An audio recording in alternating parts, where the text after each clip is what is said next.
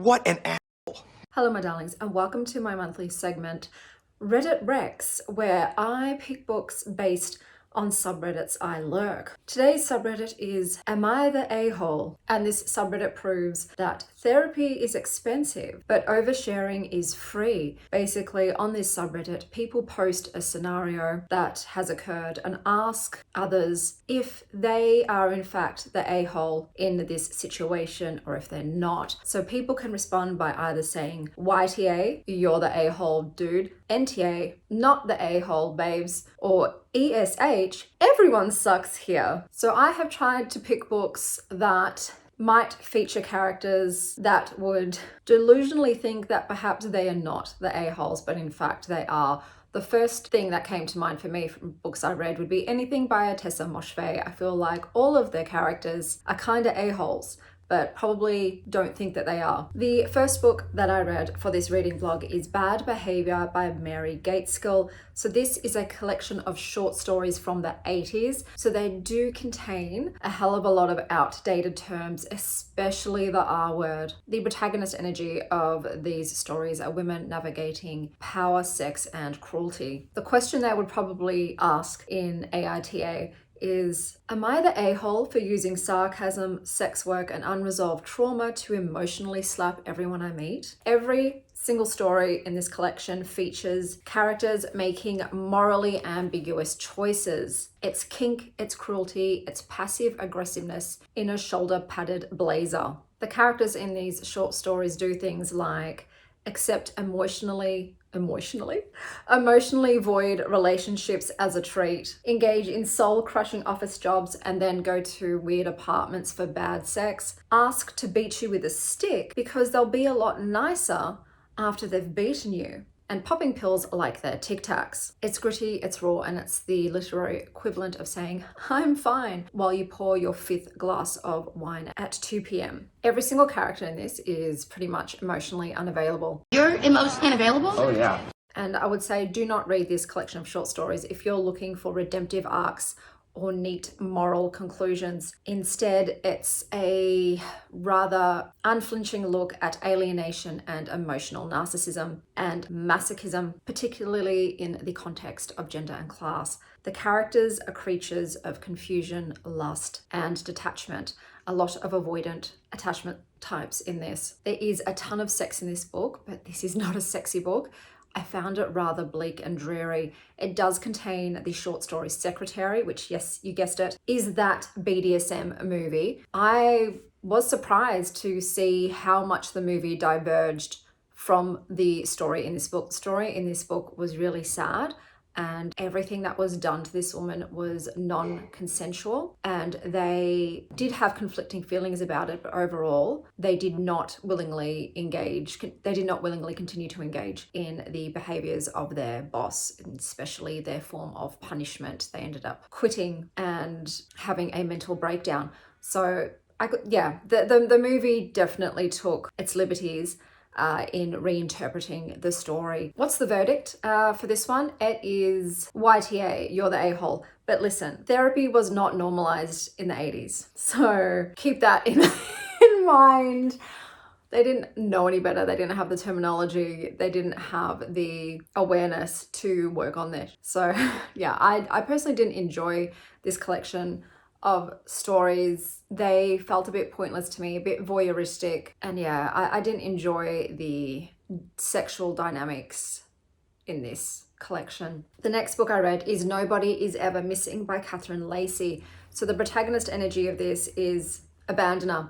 The main character leaves their husband without notice and makes extremely questionable choices. The AITA that they would probably ask is, am I the a-hole for abandoning my husband via vague email and running off to New Zealand to stew in my depression and engage in dangerous behavior? The protagonist is pretty much feels nothing and then feels everything and then eats a nashi. So 6 years after the death of her sister, our protagonist Illyria ghosts her life, her husband, her job, her responsibilities, indoor plumbing, and sends a cryptic email before boarding a plane like, BRB, having a nervous breakdown across some sheep-covered hills. What follows is 250 pages of depressed, spiraling internal monologue and hundreds of poor decisions, including hitchhiking without any food or money or concerns about one's safety, and then deciding to stay at the house of some dude author that you met once for like 2 minutes and thinking, oh, it's all going to be gravy, baby. This is a grown-ass woman. Like I said, I understand depression and spiraling, but the multitude of stupid decisions that were made is staggering. And it's stuff that requires a lot of energy. It's not like she's at home apathetic and making dumb decisions. She's literally having to camp out in ditches by the road waiting for someone to pick her up and take her somewhere that probably isn't even in the right direction, and then try to, oh my God, like I can't with this character. It was like Eat, Pray, Loathe. It's like Wild by Cheryl Strayed if she brought 0 snacks and hated herself a lot and lacked any common sense whatsoever. Being in this character's head was dull and a waste of my time. There were run-on sentences that went on for paragraphs of run-on sentences, and there was no plot, just mental illness and downright stupidity. This was infuriating. It was an infuriating read. I was like, what was the point? What was the point of this? An extremely unlikable main character, and nothing of note happens in the story. So what is the verdict though of this one? Look, I was leaning towards YTA because of the way that she just ditched everyone and everything and was a Dumbo, but I'm going to go with ESH, Everyone Sucks Here. Because yes, she did ghost everyone in her life, but her husband did sometimes choke her in his sleep. So ESH. So please comment down below your favorite book with a protagonist that definitely would have posted their side of the story on Reddit with 0 self-awareness. And until next time, don't ghost your husband and don't start a sugar daddy situation in the 80s unless it's for the plot. And pretty much overall, just go to therapy, bro. Just go to therapy, bro. Today's perfume is Calm Bliss by Charlotte Tilbury. I needed some after reading both of these books, which I did not enjoy. The top notes in this are bergamot, sweet neroli, and lavandin. So this opens with a very clean, citrusy glow like early morning sun. The heart notes are orange flower and a watery accord, adding a breath of space, making this perfume feel really still. The base notes are tonka bean, white musks, and orris. It's very fresh, floral, and aquatic. For me, the first thing that came to mind was drinking lemon iced tea after a quick dip in a cool lake. It was a little reminiscent of Cool Water by Davidoff, which was one of my scents as a teenager. I think the name Calm Bliss is very apt for this fragrance. It delivers what it says it's going to deliver. The book that I would pair this fragrance with, this is also one of Indy's favorites, she went nuts for this, is Anne of Green Gables by L.M. Montgomery.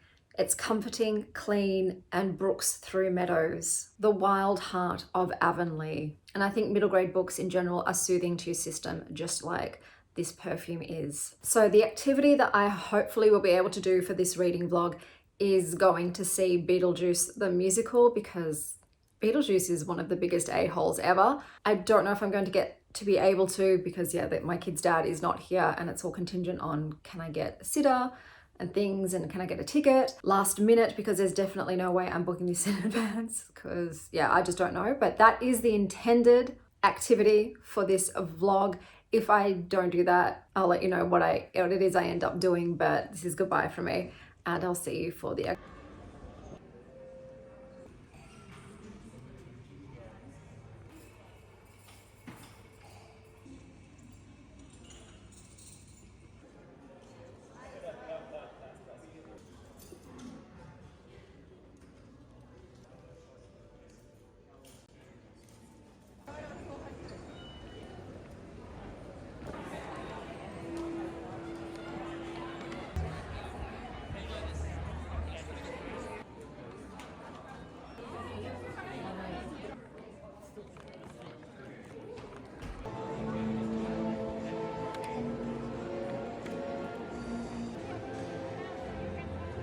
Begin in a few minutes. Thank you, and enjoy Beetlejuice.